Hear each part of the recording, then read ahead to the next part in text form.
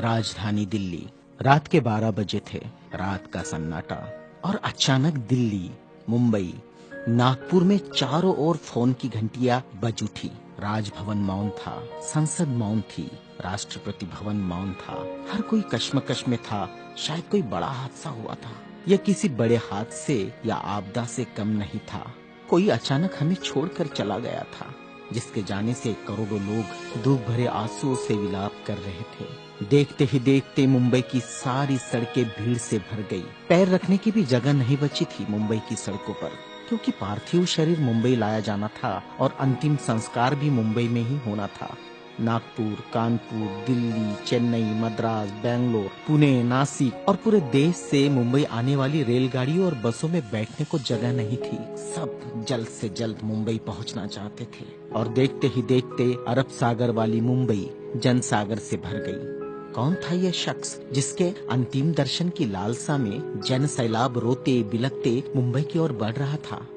देश में यह पहला प्रसंग था जब बड़े बुजुर्ग छोटे छोटे बच्चों जैसे छाती पीट पीट कर रो रहे थे। महिलाएं आक्रोश कर रही थी और कह रही थी, मेरे पिता चले गए, अब कौन है हमारा यहाँ। चंदन की चिता पर जब उसे रखा गया तो लाखों दिल रुदन से जल रहे थे। अरब सागर अपनी लहरों के साथ किनारों पर थपकता और लौट जाता, फिर थपकता, फिर लौट जाता। शायद अंतिम दर्शन के लिए वह भी जोर लगा रहा था। चिता जली और करोड़ों लोगों की आंखें बरसने लगी। किसके लिए बरस रही थी ये आंखें? कौन था इन सब का पिता? किसकी जलती चिता को देखकर जल रहे थे करोड़ों दिलों के अग्निकुंड? कौन था यह जो छोड़ गया था इनके दिलों में आंधिया? कौन था वह जिसके नाम मात्र लेने से गरज उठती थी बिजलियां? मन से मस्तिष्क तक दौड़ जाता था ऊर्जा का प्रवाह। कौन था वह शख्स जिसने छीन लिए थे खाली कासे इनके हाथों से और थमा दी थी कलम लिखने के लिए एक नया इतिहास? आंखों में बसा दिए थे नए सपने, ओठों पर सजा दिए थे नए तराने, धमनियों से प्रवाहित किया था स्वाभिमान अभिमान को, दास्यता की जंजीरें तोड़ने के लिए दिया प्रज्ञा का शस्त्र। चिता जल रही थी अरब सागर के किनारे और देश के हर गांव के किनारे में जल रहा था एक स्मशान। हर एक शख्स की आंखों में और दिल में भी, जो नहीं पहुंच सका था अरब सागर के किनारे, एक टक देख रहा था वह उसकी प्रतिमा या गांव के उस झंडे को जिसमें नीला चक्र लहरा रहा था, या बैठा था भूख प्यास भूल कर अपने समूह के साथ उस जगह जिसे वो बुद्ध विहार कहता था। क्यों गांव शहर में सारे समूह भूखे प्यासे बैठे थे उसकी चिता की आग ठंडी होने का इंतजार करते हुए। कौन सी आग थी जो वह लगाकर चला गया था? क्या विद्रोह की आग थी या थी वह संघर्ष की आग? भूखे नंगे बदनों को कपड़ों से ढकने की थी आग? असमानता की धज्जियां उड़ाकर समानता प्रस्थापित करने की आग? चवदार तालाब पर जलाई हुई आग अब बुझने का नाम नहीं ले रही थी। धू धू जलती मनुस्मृति धुएं के साथ खत्म हुई थी। क्या यह वह आग थी जो जलाकर चला गया था वह? सारे ज्ञानपीठ, स्कूल, कॉलेज मरुभूमि जैसे लग रहे थे। युवा युवतियों की कलकलाहट आज मौन थी। जिन्होंने हाथ में कलम थमाई, शिक्षा का महत्व समझाया, जीने का मकसद दिया, राष्ट्र प्रेम की ओतप्रोत भावना जगाई, वह युगंधर, वह प्रज्ञा सूर्य काल के कपाल से ढल गया था।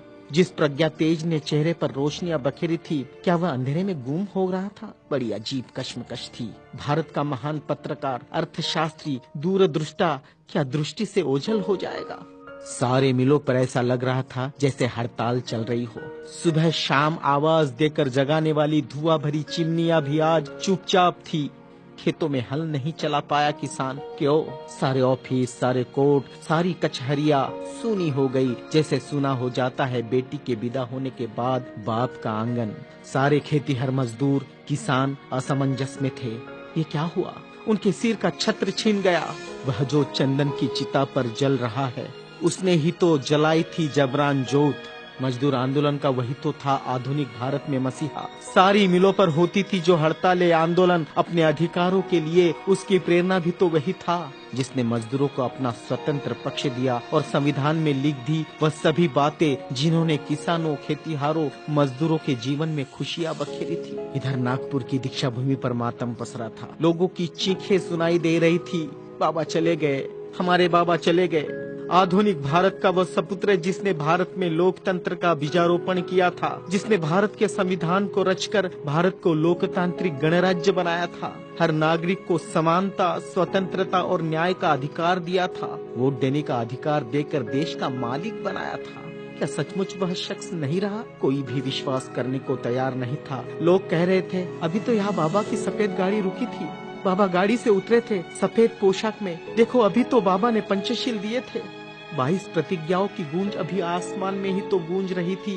वो गूंज शांत होने से पहले बाबा शांत नहीं हो सकते। भारत के इतिहास ने नई करवट ली थी। जनसैलाब मुंबई की सड़कों पर बह रहा था। भारतीय संस्कृति में तुच्छ कहलाने वाली नारी, जिसे हिंदू कोड बिल का सहारा बाबा ने देना चाहा और फिर संविधान में उसके हक आरक्षित किए, ऐसी माँ बहनें लाखों की तादाद में स्मशान भूमि पर थी। यह भारतीय सड़ी गली धर्म परंपराओं के मुंह पर एक जोरदार तमाचा था, क्योंकि जिन महिलाओं को स्मशान जाने का अधिकार भी नहीं दिया, ऐसी 3 लाख महिलाएं बाबा के अंतिम दर्शन को पहुंची थी, जो अपने आप में एक विश्व विक्रम था। भारत का यह युगंधर, संविधान निर्माता, प्रज्ञा तेज, प्रज्ञा सूर्य, महासूर्य, कल्प पुरुष नव भारत को नवचेतना देकर चला गया, एक ऊर्जा स्रोत देकर, समानता, स्वतंत्रता, न्याय, बंधुता का पाठ पढ़ाकर। उस प्रज्ञा सूर्य की प्रज्ञा किरणों से रोशन होगा हमारा देश, हमारा समाज और हम, और पूरे विश्वास के साथ हम आगे बढ़ेंगे हाथों में हाथ लिए, मानवता के रास्ते पर, जहाँ कभी सूर्यास्त नहीं होगा, जहाँ कभी सूर्यास्त नहीं होगा, जहाँ कभी सूर्यास्त नहीं होगा।